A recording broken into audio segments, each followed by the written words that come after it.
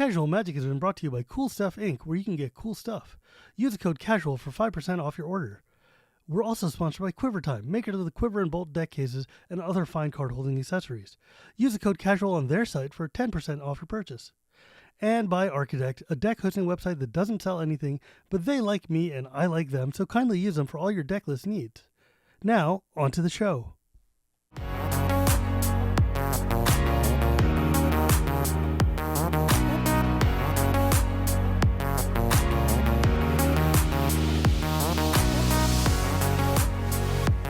Hello and welcome to Casual Magic, the show where we talk about the fun side of Magic the Gathering. My name is Shivam Bhatt, and Casual Magic is brought to you by Cool Stuff Inc., Quiver Time, and Architect. Today, I have a dear friend of mine who I actually met for the first time in person at Philly, but frankly, there's like a lot of people that I met for the first time in Philly because Philly is one of the first few events post end of the world that we all got to go and hang out at. But she's been following me on the Twitters for a long time, and I was like, "Oh, you're a cool person. We should talk." And then we're talking in Philly, and she's like, "Oh yeah, back when I was a wrestler." And I'm like, "When you were a what now?" And so I'm like, "Okay, well now I need to know what your deal is." So please welcome my friend Liliana, aka DefiantNecro, founder of the Praetors for Change, a charity that used to be Phyrexians for Change, that raises money for trans organizations and things like that. Causes that I am very fond of and happy to support. So, hi, friendo. How's it going? It's going great. Thanks for having me on. I'm excited to get to talk. Yeah, because one of my favorite things about this show is that I get to have cool people who are famous that everybody knows, and then I get to have cool stories that nobody's ever heard before. And your story is like one of those where I'm like, you're from like the middle of Texas, and you were a wrestler in like small circuit wrestling stuff, and then you're also gigantic step on me Liliana times, and I'm like, this is an intersection of bizarre that is deeply interesting to me. So we can leave the horny posting for Twitter because this is a family show, but but I'm curious though because you showed up on my radar about, let's say, a year ago, year and a half ago in Magic Twitter, Mhm. and I'm pretty well connected in Magic Twitter. So for somebody to bubble up into my sphere of influence means that a lot of people have listened to you, followed you, or retweeted you into my like awareness specter. Like we were talking about this in Philadelphia that I don't want to be like egotistical or whatever, but now I finally realize I'm somebody. And by Right. being somebody in Magic, I have a very large following, and that means it's hard for me to see new people unless a lot of people bring them to my attention because I follow such a small number of people. Otherwise, it becomes untenable, right? Like I have 30,000 followers and I follow like a couple hundred because otherwise it's totally unusable. And it's already kind of unusable. But you started showing up because a lot of people that I trust and like started bringing your content and your tweets and your ideas to my attention. And I'm like, this person's rad. And I saw that you started doing like a charity stream. So I think that's around when the time first times I kind of got to become aware of you. So could you tell the people what were you doing? What is this stream? I mean, what's this charity thing going on? Yeah, absolutely. So like you said, it was like a year to a year and a half ago when we started the whole thing. I'd been playing Magic for a while, but had Yeah, how only long you been just playing? so I originally started my older brother played Magic and he bought my little brother and I Urza's Saga precons Oh, from like back then, right? I didn't, so we only played with each other at that time. Like it was just, I was like 8 years old. I'm in my early 30s right now. So like I was like 8 years old at the time. And my little brother and I played with these Urza Saga precons with my older brother. And it was just like that for a few years, just playing at home, whatever. And then a couple years later, like I think the Onslaught block was the first time I started going to like my local game store and like playing with other people at the game store and stuff. mm, And then during like OG Mirrodin was when I was like really into it. that's a good trajectory from Urza Yeah. Saga into Onslaught into Mirrodin. Like those are some powerful sets.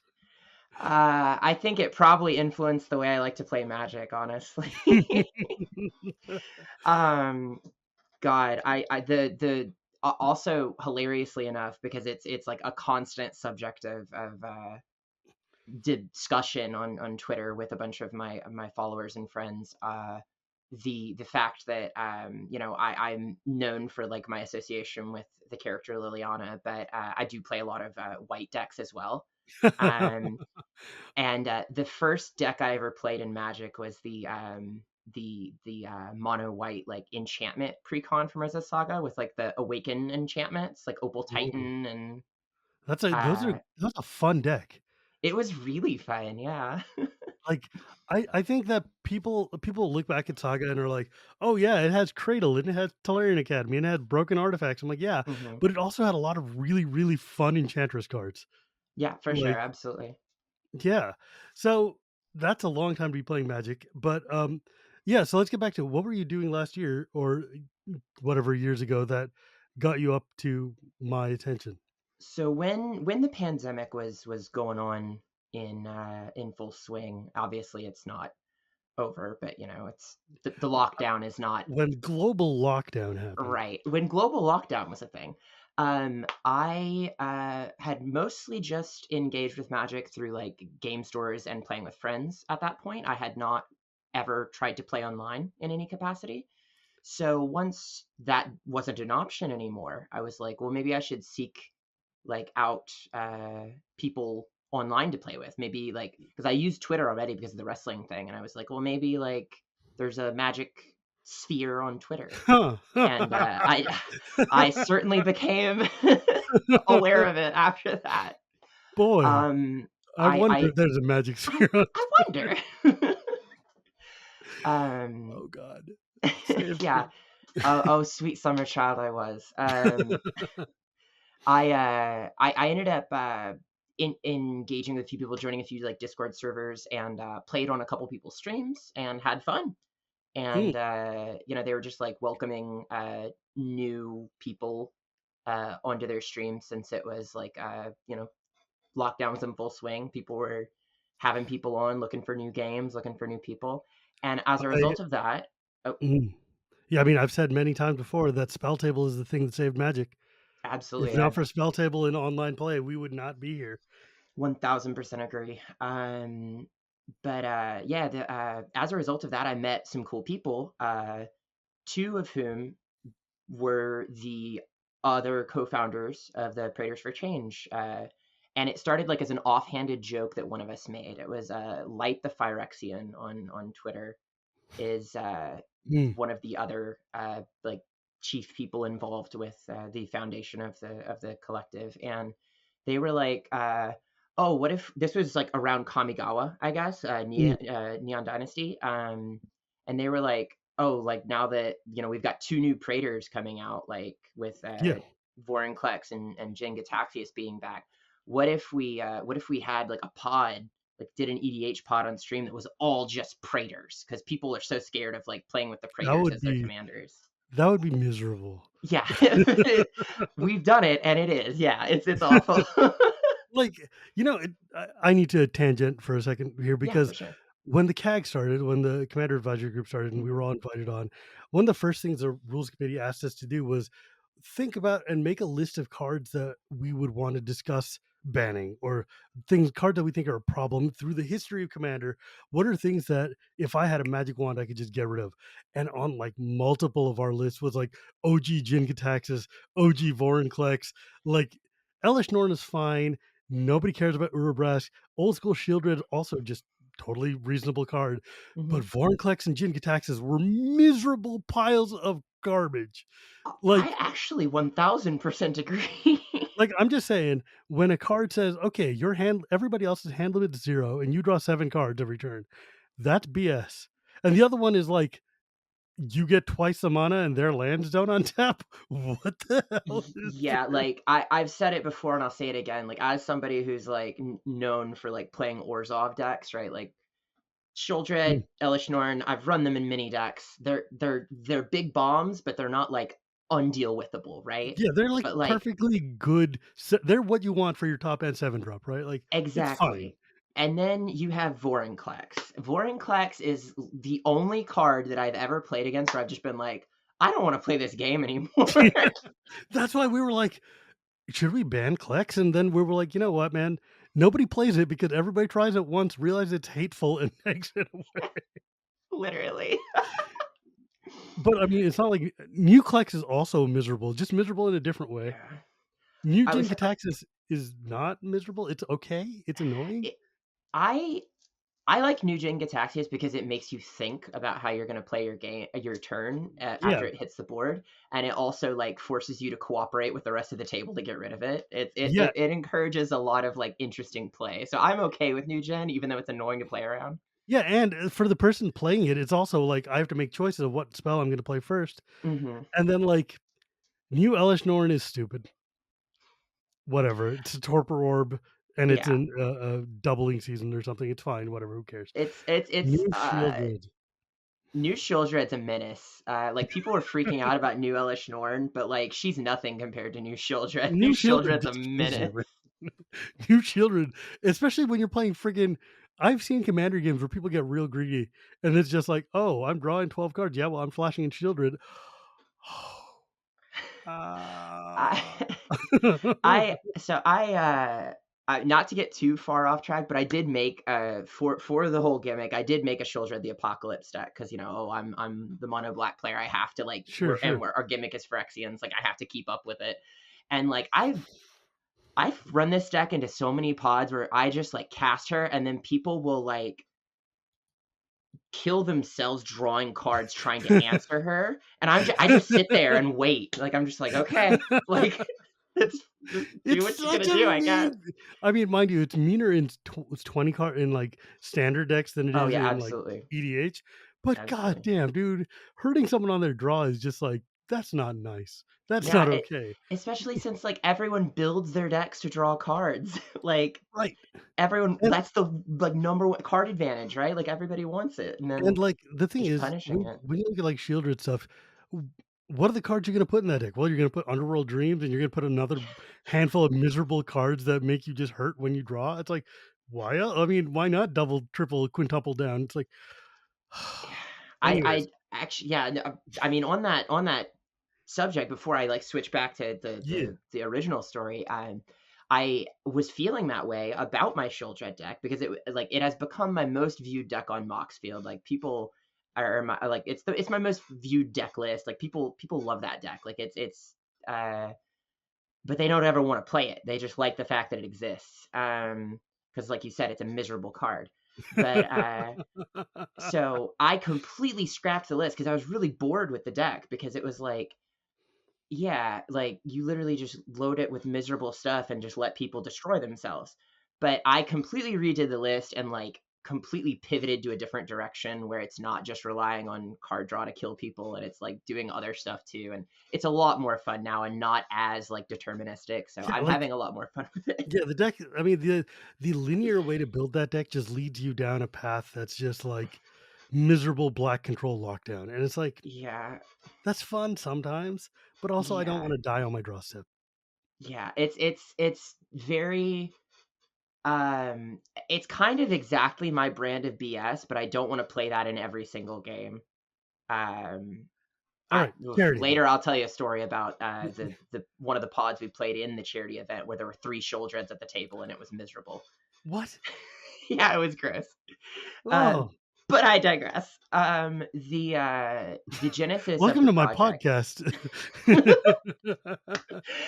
um, the genesis of the project was Light making that joke, and then the three of us, who were the original like organizers of the event, it was myself, Light, and then another friend of ours on um, Twitter, who's a great artist in the community. Her at is Miss Bunfee. Mm, We were the three original people who like organized the first event, and like we this was right after the events in Texas where they passed a lot of really restrictive legislation about trans healthcare for adolescents. And obviously, being from Texas and a trans woman, and the other 2 people who were involved in the creation of this event are also trans people. We were all very like, we feel like we should do something about this. Like we feel like I am passionate enough about this cause that I want to do something about this. And so we got to like, talking about it, and then we were like, hey, remember that joke you made a while ago that uh like it got a lot of traction, like people were super into the idea. What if we did that as like a charity stream to like raise money for like Mm, use that as a gimmick to raise money for this charitable cause? And we started reaching out to like artists and companies like Ultra Pro and like Channel Fireball and stuff to like just be like, hey, we're doing this thing, would you like to mm, like donate in some fashion for like a raffle that we're going to hold for sure. raising donations for we were the original one was for the Transgender Education Network of Texas. And we did that, and we got a lot of great responses from it. We raised a good chunk of money for different Mm, or for the organization, and it was just a big success. And we were like, hey, we should do this again. yeah, And we did it again, and then we did it again, and like each one has been a big success. We got another one coming up soon in a few months here that we want to put on that we're going to raise for crisis hotline. But I mean, it's just kind of snowballed from there. Like that's after awesome. after that first event was when people started asking about like, oh hey, like you guys like because I was bebopping around everywhere like trying to promote the event ahead like leading Mhm. into the event because I had made some friends in the community and I was just like, hey, let me come on your stream and like play this gross Phyrexian deck and like talk about the charity thing that we're gonna do. I mean, that's how you do it, though. That's how you got to do it in Magic, especially. You got to get on people's streams. You got to sit and talk to them, and you got to be like, "Hey, look, I'm playing this disgusting deck. While I'm playing this disgusting deck, let me tell you about other disgusting things that are happening that you can stop." Exactly. And May- I Maybe mean not that that was cheesy, but the principle is there, though. yeah for I mean that was the whole thing and like we had some people who were like being weird about the event because they were like, "Oh, like the Phyrexians are this like evil force that I mean, there. forcibly completes people Yeah, I against was their definitely a will." little Like hesitant on that one. it's a weird like choice for imagery, and we Brandy. are like, okay, first off, the like I Yeah, like, said, they were the fastest for hot change is ticket a at the hard moment. sell. Yeah, they're the hot ticket at the moment. So and they're even hotter of a ticket right now. Like that's the big thing, right? Yeah, for So sure.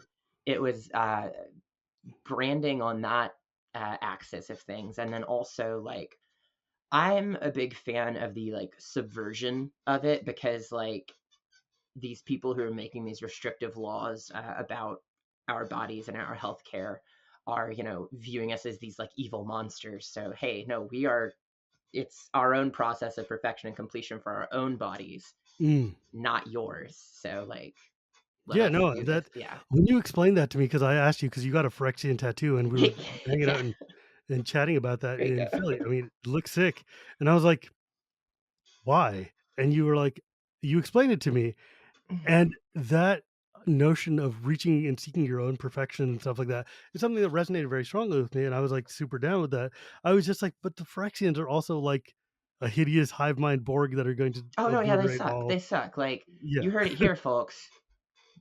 Liliana DefiantNecro on Twitter, the like one of the chief Praetors of Praetors for Change. The Phyrexians, or sorry, pardon my language. The Phyrexians suck. yeah, they're not our favorite people. However, for They're the purposes of needing to raise money, we ally ourselves where we can. Whatever it takes, you know? It's like whatever it takes. yeah. Um, but that said, I thought that the cause is fantastic. I thought that what you guys were doing was really cool. Mhm. And like I'm a big supporter of trans causes and of especially like just autonomy and healthcare, and as a liberal religious person myself and an activist, this is the sort of thing that I'm totally down with. So I was like stoked. I love to see these kinds of effects, especially like, my friend Tellurian Academy just put on his annual fundraiser for like the trans helpline and raised $200,000. It's That's so ridiculous. awesome. Amazing. But like, I love that stuff. I love when our community comes together to do good things for people and to uplift the most marginalized among us. I think that's something that's super important to me personally, and I try to make sure to represent that in like all the things that I do. And that's part of the reason I wanted to talk to you, because like that's hella cool. Like that's really, it's hard to just sit there and put one of these things on, organize it, get all the money, get everything. Like this stuff is not just okay, we're gonna throw in a stream and what happens happens, yay. Like there's work that you have to go into it. And so Absolutely. I'm really impressed and proud of the effort that you guys have put in over these years. And it's really, really cool to see. So Yeah, congratulations, well done. thank you very much. I mean, it means a lot that like I mean, I there's this like joke among our friend group that I don't know who anybody is because like I didn't engage with online content for so long until I started doing it. And so like people would invite me on streams and I'd be like, "Oh yeah, sure, I'll do that." And they're like, "Do you know who that is?" And I'm like, "No, Nope. no clue. Let's just do it." But I became aware of your content pretty early on, and so I've been a fan of yours for a while, and the fact that that to hear you say that, knowing what I know about you and engaging with your content the way I have is super, super cool. So thank you very much. That does mean a lot. But I literally, honestly, could not 100% have done it without the two partners and our amazing mod who we've added on as a full time member of the team, Sadriana. I have to shout out, the three other people who Yeah, are a absolutely. big, huge part of making this whole thing work. The two people I already mentioned, and then Sadriana as well, are phenomenal, phenomenal parts of this whole team.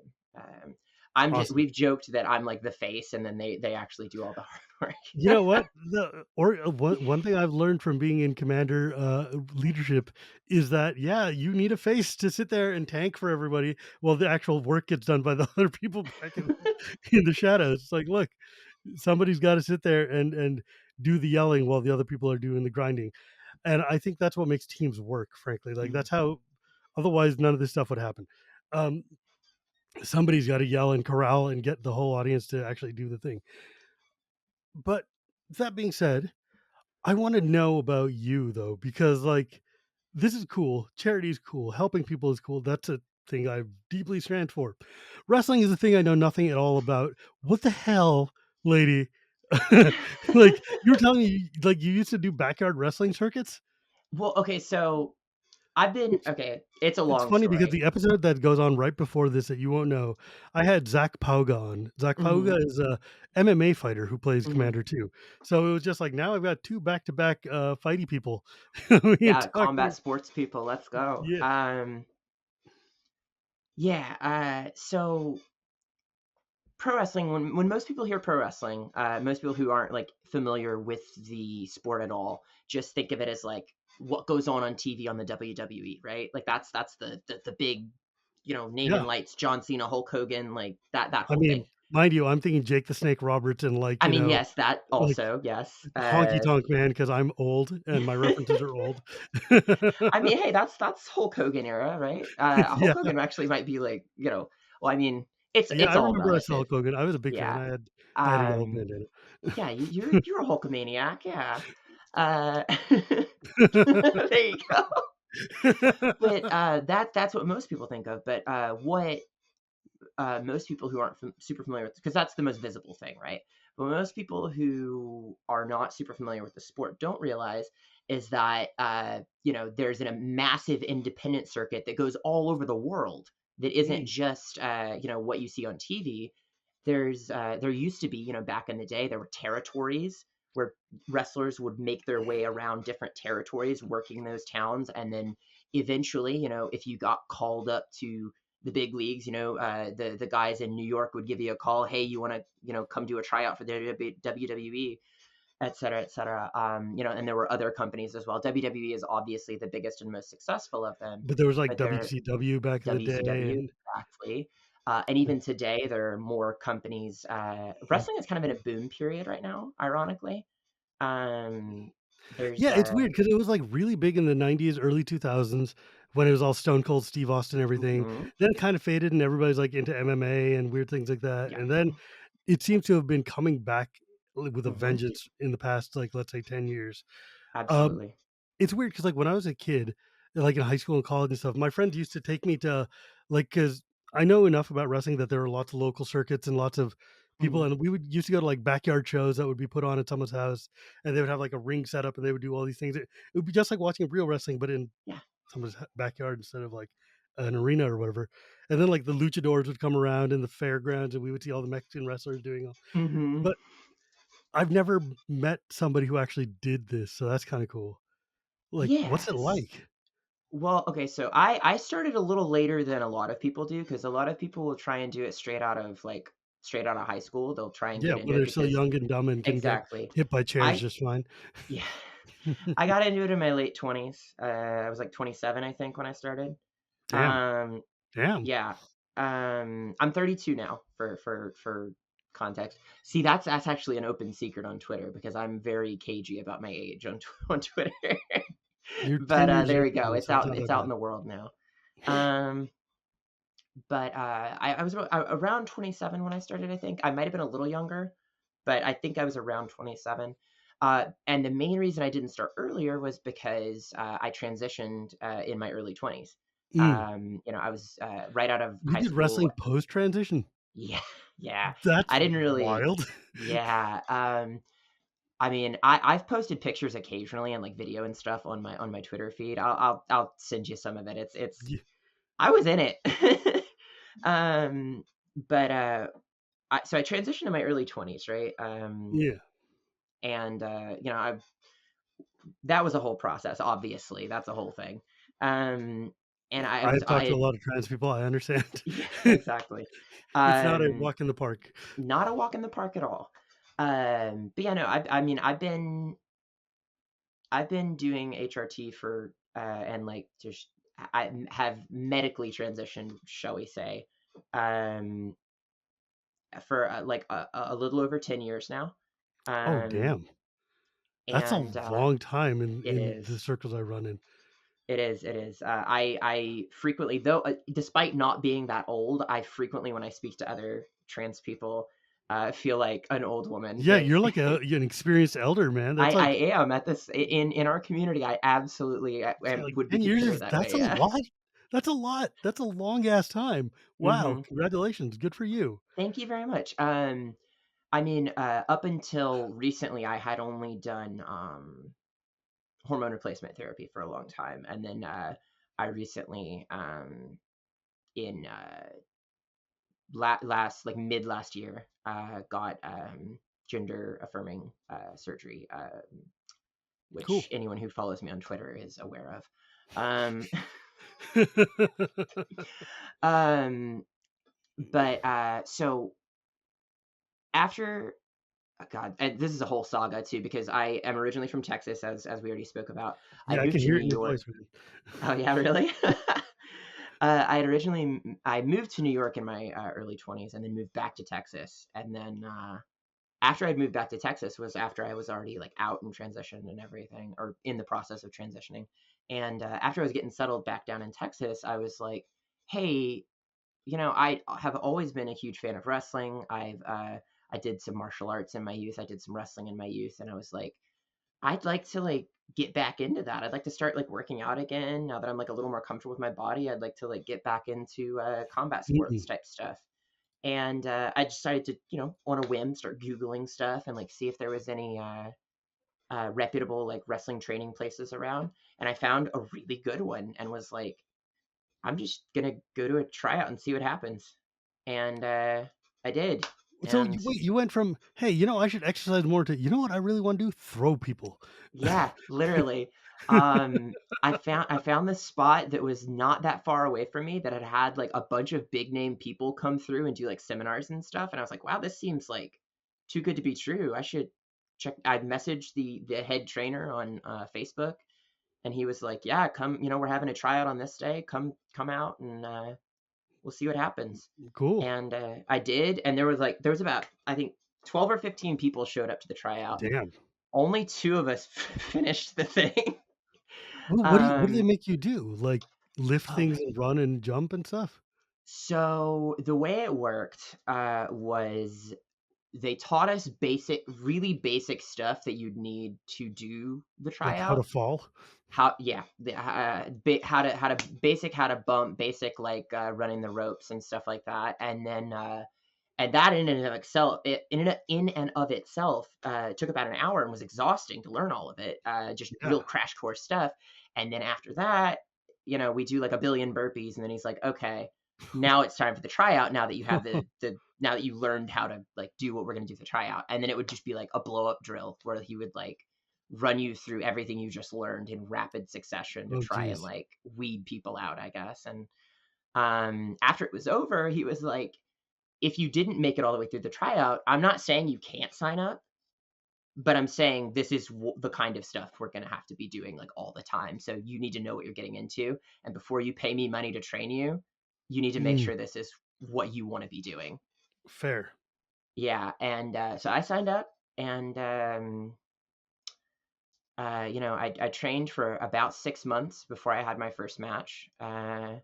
Wow, really? That's a long time. But I guess that makes Yeah, sense because they don't want you to hurt yourself. exactly. And like, I know it also just depends, because I know some people who train for way longer than that before well, I guess I should say my first match on a show, because I'd had practice matches in the Yeah, well, I training mean, practice doesn't count. gym That's like before that. practice. Yeah, exactly. But my first like match on a show where I was booked like on a show was about 6 months in. And it was great. And I was like, yeah, this is what I want to be doing. And That's I did it for a few years. Had Was it like a some lot of light. traveling? Yeah, I mostly stayed in and around Texas, so I didn't like go out of state too much. Mind you, My driving around Texas is still like driving around half of Europe, right? Like, it's that's not absolutely small. true. Texas is massive. Um, so yeah, I did that for a few years, and then like I had some big life stuff happened. I went through my partner at the time and I had a big breakup. It was not like anyone did anything hugely like Sure, catastrophically bad. It was just a, hey, we're not really, this isn't things really a happen. thing anymore. Yeah, things happen. Things just happen.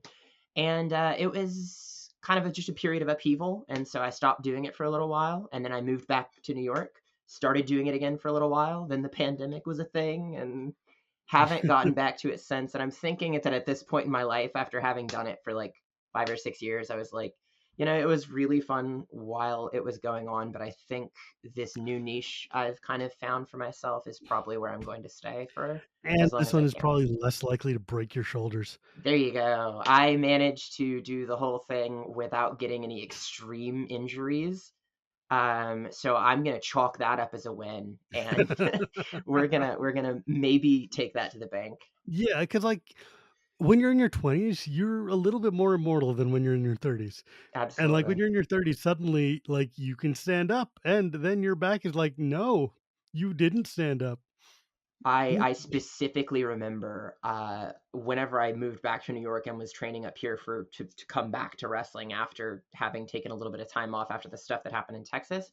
I remember in training taking a brain buster, and like the person dropped me slightly wrong, and like I just popped back up, whatever, like I'm fine, like landed a little too high on my neck or whatever, pop back up, adrenaline's going, we just keep doing the thing, it's fine. Next morning, no, could not move my body. Called out of work 3 days in a row because I just could not move without agony. It was miserable. I was like, yeah, I'm in What's my a 30s brain now. buster? So it's the vertical suplex where they pick you up like Yeah. and Oh then yeah, drop and you then you go back. fam. Yeah, brain busters like just where they drop you a little higher so it looks like you fall directly on top of your head. Oh. Yeah. I mean, thankfully, no lasting damage, but like it was one of those things where I just tweaked my neck slightly wrong, and like I was like, oh yeah, I'm in my 30s now. Like I can't move for like 3 days. Yeah, that's not the fun time. I mean, it's weird because like wrestling for all the people are like, oh, it's scripted and stuff. No, you're still getting punched in the face. Yeah, Like literally, you're still like getting picked up and literally, tossed. Like absolutely, that you can stand up afterward to make it look like a show is your testament to your training and your skill, but you're still exactly. getting clobbered. Like Mm-hmm. it still probably hurts. 1000%. I remember like there was this one specific drill we did one time in wrestling because one of my finishers whenever I was wrestling was like a lariat, which is like where Zangief. you use your whole arm to like, it's like a Yeah. clothesline, but you swing your arm forward like a a more violent Yes. clothesline. Yeah. So I remember we did this one drill where like we called it Shark Tank, where one person would be standing in the middle of the ring and everyone else would be coming at them from all sides. And you just have to take them down as they come at you, and just like keep turning, getting the next person, the Oh, next person, the next geez. person, the next person. And then after like a couple minutes, you're gassed, you're gasping for air, you switch out, and then you have to be the one going at the person in the middle. Oh And I God. remember doing that, and like my whole arm from like wrist all the way up to shoulder was just a one big bruise from all the All the lariats I was clotheslining throwing. that you're Yeah, doing, just like wham, wham, wham. yeah, it Oh, was it's wild. that's Just stuff like that. I mean, definitely wouldn't trade the experiences for anything, but I'm probably not gonna be doing it again. well, I mean, like, there's the point where you're no longer interested in driving your car out to East Yokelstown to do Hmm. like a show for four farmers and then throw yourself around, and it hurts. Absolutely, absolutely. So, when did you discover Commander? So I distinctly remember the first time I played Commander. It was after my partner at the time and I moved from one city in Texas to another city in Texas. And I went to a new local game store. This was in like 2018-ish, I think. It was like around War of the Spark time, like 2018, 2019. And 2018 ish. yeah. In Um, 18, 19? I don't remember. Anyways, yeah, go ahead. I remember going to the LGS and like buying just 19. some. Okay, and then just Sorry, like I had to know. no, Had you're to fine. know. Getting some cards together to make a new deck because I had not played in maybe like a year or two, and I was just like I want to play some Magic again. Like we just moved near this new LGS, and like I'd like to get back into Magic. And I had formerly played like mostly like standard and like rotating formats and stuff, and I was like Mm. someone at the game store was like, "Hey, you should give Commander a shot. It's really fun." And I was just like, "I don't know what that is." Wow, in And 2019, you didn't know what Commander is? I didn't. I was like not super plugged in. Like I said, I took like a year or two off, or actually probably like two or so years because I was in the Mm. wrestling stuff, right? I Sure. wasn't really focused on playing cards. I just play cards with my friends. We'd get some old janky decks together and sling It's easy spells to when we had carry the around time. and kills time. Exactly, exactly. But I hadn't really kept up with the products in years at that point, and I was like, yeah. And they explained it to me. I was like, oh, this is super cool. I'm gonna throw something together, and I did. It was a budget Izoni 1,000 die deck was the first Nice. commander that I made, and I loved that deck. It was so much That fun. It was like self mill, and then just like playing stuff from the graveyard and making a Zoni is a budget. really cool card. Yeah, I actually maybe not last year, maybe the year before. I played the original deck with just like two or three changes to it on stream, and I was just like, dang, this deck's still super fun. I just changed it. I made the mana base slightly better. Like I was just like, why was this in here? And I added a couple lands because I was like, I did not know what I was doing. It had like 33 lands in it and like nowhere Ooh, near enough like rocks or ramps even to be in a green justifying deck, that. 33 lands is I know it was pushing it. not. No, it was not. It was no. It was not enough lands, and I added like three or four more. But yeah, no, it was a lot of fun, and like there was one point in the game where my graveyard got exiled like two turns in a row. I was like, I'm out of this game, and then I still like managed to do some stuff. I was like, dang, this is a cool card. Zoni's awesome. Actually, like Yeah, it's super I wanted to fun. build that card when it first came out, and I was like, this is a really neat looking green black deck. And then Marin came, and I was like, what if I did that instead? And it's like Marin's crazy, yeah. Marin is. I love the idea of Marin and Hmm. Muldrotha and all those things and Yarok, but it's like these are just they're so strong. They're Yeah, just boring strong, right? Like they're not fun yeah. strong. They're just look, I win, yay! It's like Yeah, that's kind of the main reason I haven't made Muldrotha yet, because like I Muldrotha love is the such a cool idea. card, and I I love the love the art. idea of Muldrotha, Yeah. but I don't love the execution fun. It's like Najila. Like Hmm. Najila is a super fun deck to play and pilot and look at, and then you're like, oh, this plays the same way every time, and I win all the time. That's Yeah. fine, I guess. Like Yeah. I would rather be doing better things. Um, do you consider yourself a casual player or a CDHer? See, it's I okay, so I play both. But I definitely play more casual than CDH, but I tend to play on the higher power side of casual generally. I have some lower power builds, but I just the way I tend to build and like once I start getting into a deck and get excited about it, I just start like going, oh yeah, this goes with this and this and this and then optimizing, and then I'm like, and then I'll like come back to the deck later and be like, oh wow, this is gonna win on like turn two. I should not have these cards in here. What's an ad nause between friends, right? Like, See, I have actually never resolved an ad nause, so I at least have that going for me. it's sometimes like I look at sometimes I look at decks that people send me. Like, I'm like, hey, help me build this deck, right? I put it on Twitter periodically. I'm like, Mhm, I'm working on this deck. Give me your ideas. Let me see. And people will send me their list on Architect or Moxfield or whatever, mhm. and they'll just be like, cool. Here, I built a deck that is based around this idea, and I look at it and I'm like, the first 30 cards in there are like Jeweled Lotus, Mana Crypt. I'm like, okay, well, we know where you were Yeah, at. Great. yeah, So I see you got the LED package and the Thoracle and everything. yeah. I wanted to build a vampires and horsey tribal deck. let's let's wrench back a couple Let's steps. just scale back just a little. Um, no, I mean I do play CDH occasionally, but I don't play tournament CDH. I guess is the I distinction. I'm consider not. TDH to be its own thing. Yeah, that's true. That's fair and true. I have a lot of friends that do, and I have a lot of friends that play a lot more CDH than I do. Mm, Um, and the reason I started playing CDH was because of those friends, because they were like, "Oh, you should give CDH a try. You'd like it." And I was like, "I do, but I mm, don't at the same time because like it's fine. it's I like being able to play certain cards without people being like, "What what? Yeah, that's true. Why would That's you do true. that to me?"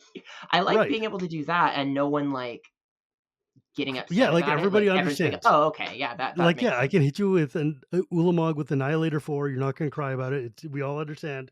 CDH, we get it. It's But just like, go ahead. I was just gonna say the homogenized nature of it starts to bore me after a while.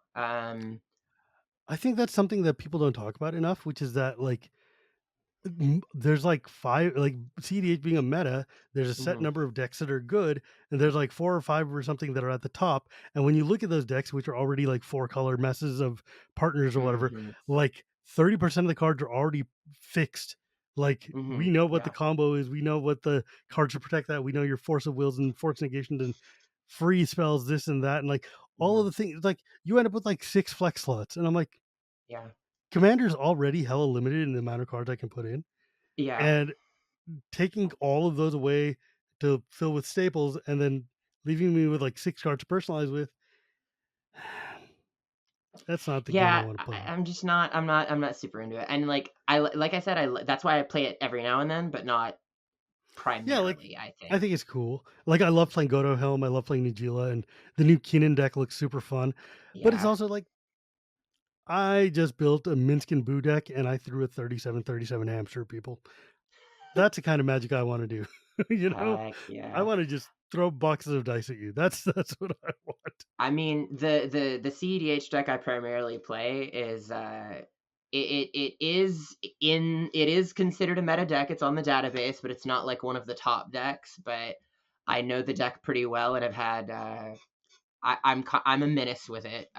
Is Crick Son of Yawgmoth, Hmm. which is the most on brand thing I could Wait, how are think you of. playing Kirk and not putting like Adnods and friends in there? That's a mono black deck Well, already.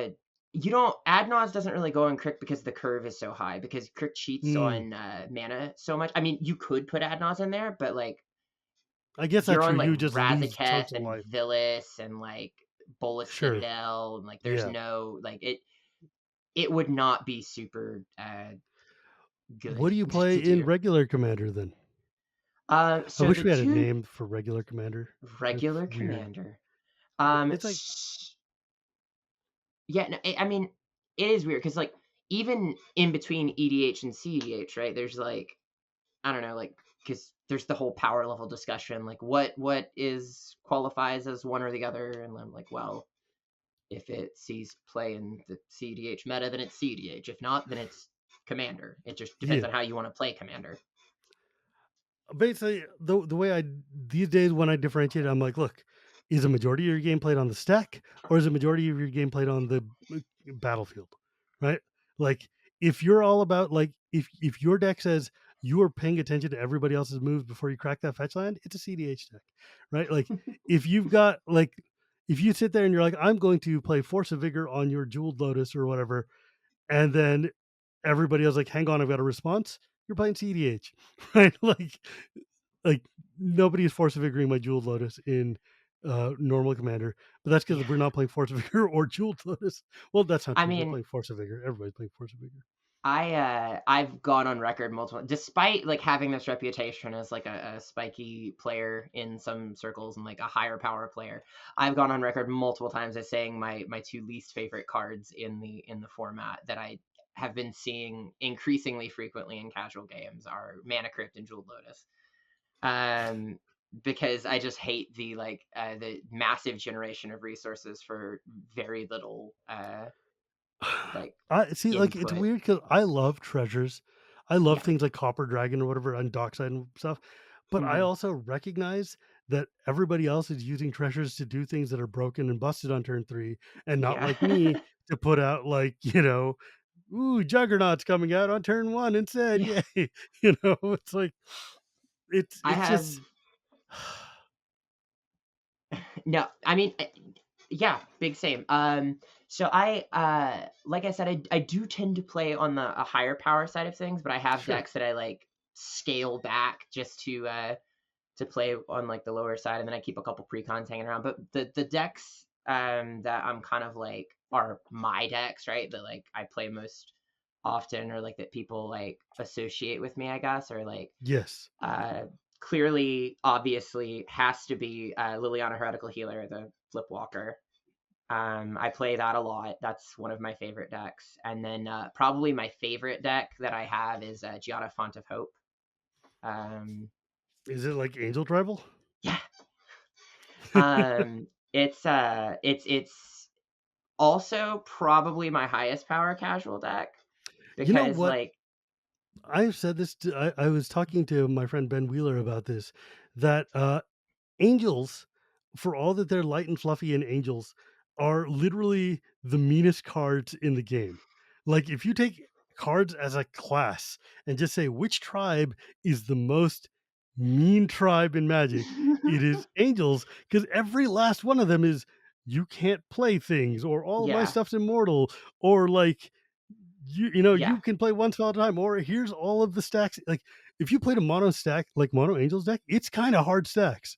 yeah. It's like I real, mean, real my deck is stacksy. it's rule of law, so yeah. Yeah, it is. Yeah, it is. um but Silent like arbiter rule of law. GG's. the deck only wins through combat damage, and I like literally I had this moment where I was like, I because I used to run like it used to be originally Lyra Dawnbringer was the commander, and then I switched it to Hmm. Giada whenever Streets of New Capenna came out. And so I used to have like a whole like big really hard focus on the fact that Lyra gave everybody lifelink and like ran Aether Flux lines in it and stuff like that. But when Giada came out, I was just like, no, I'm just gonna double down on like beating people in the face. Uh, so like I was like, yeah, no, get Aetherflux out of here. We're just pumping out angels and Time beating for people in the entreat the face. entreat the angels, and all these things that Yeah, just pump out Luminarch a bunch of. Ascension is a That hell of a card's a card. house. That Yeah, card punches you in the face, and you just cry a lot. and then Uh, like each time you activate it, they get bigger and bigger with Jada because she she's such a good card. She's so good. she's like she is an underrated nutty card. That card is Yeah, she's really good. bananas.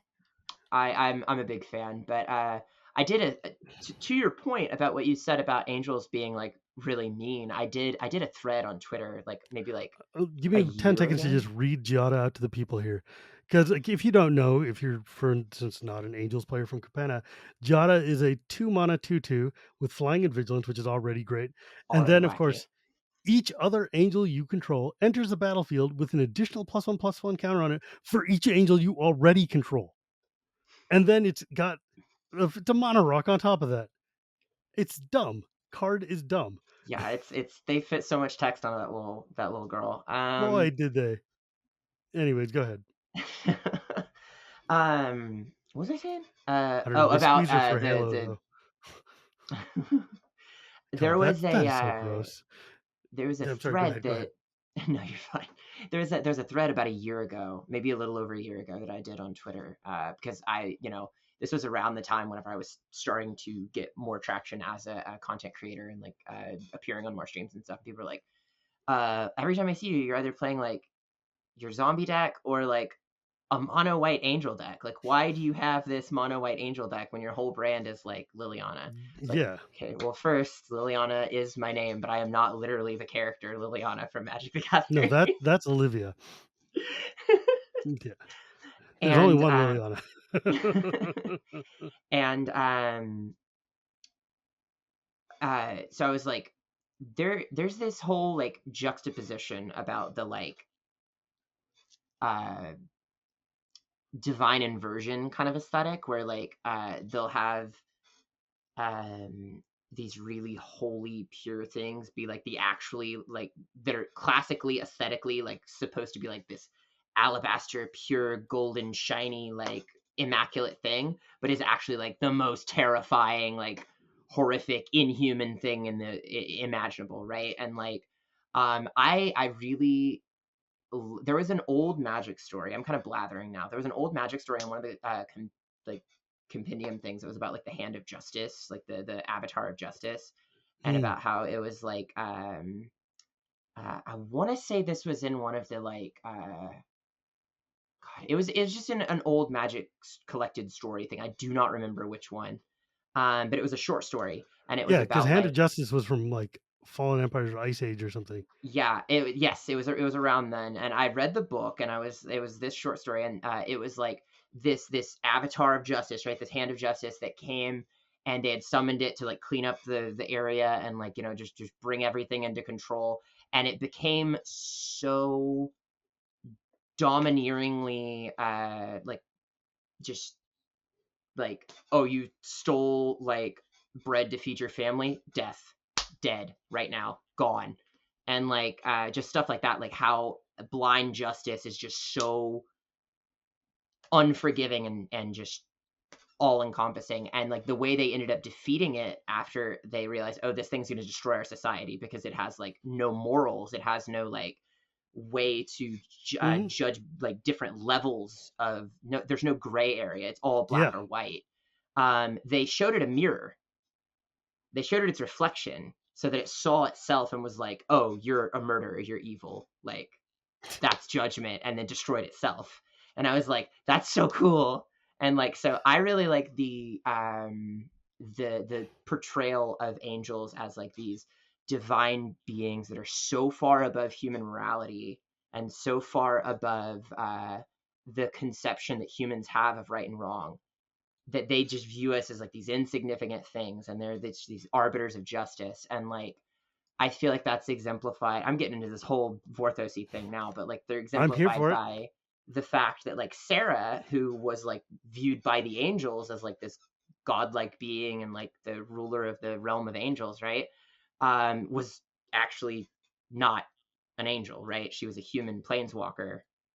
And then once she left and Radiant took over Sarah's realm, everything went to hell, right? Because Radiant doesn't have that human morality, that aspect of like being able to judge right and Yeah, wrong. It's just black or white. because Radiant was just a construct, and Sarah's an actual angel, right? Like, or Yeah, like not and an like angel, but Sarah's like a an divine angelic being. being, right? Yeah. Like but and then like it's also exemplified by like the flavor text on like the some of my favorite flavor text in the game, even though it's so simple.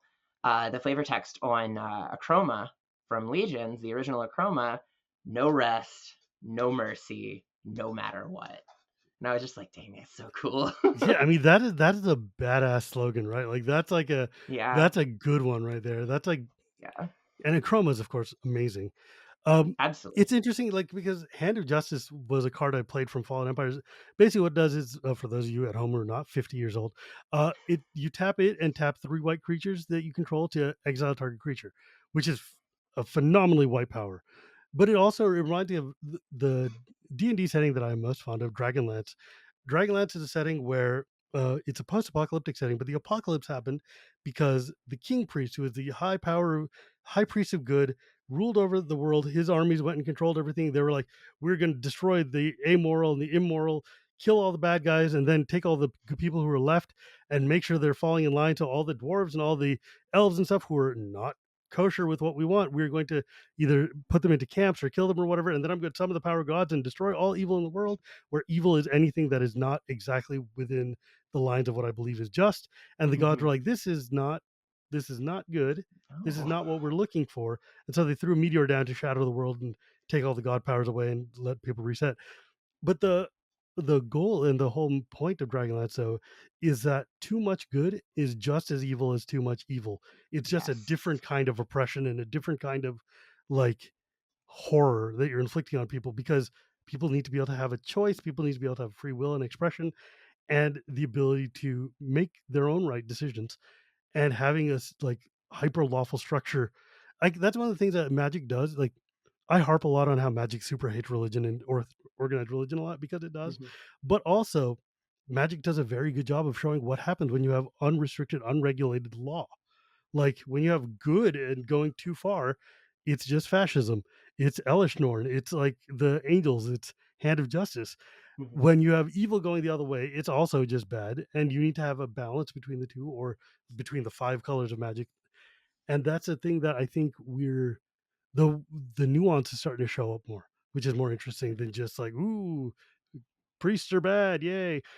But yeah, like I don't know, but angel mono angels is still kind of like, it's a little sad because sometimes folks are like, oh, yay, I want to play my angels deck, and they come down and it's just like the most like just like lockdown game of just misery you Yeah, have. it gets wacky for And they're like, look, sure. I'm just playing Pretty Sarah Angel. I'm like, yeah, you are, but you're also playing Iona, and now I can't Yeah, play. Iona's here and Linvala Yeah. and like no, Yeah, it's like everybody's like, why would you destroy Iona? You wrecked my Mono Angels deck. I'm like, dude, Iona said that one person doesn't get to play. That's not okay. yeah. Anyways, No, I mean, I there was an infamous there was an infamous joking Twitter campaign that I went on to hashtag free Iona, but no, don't look at no.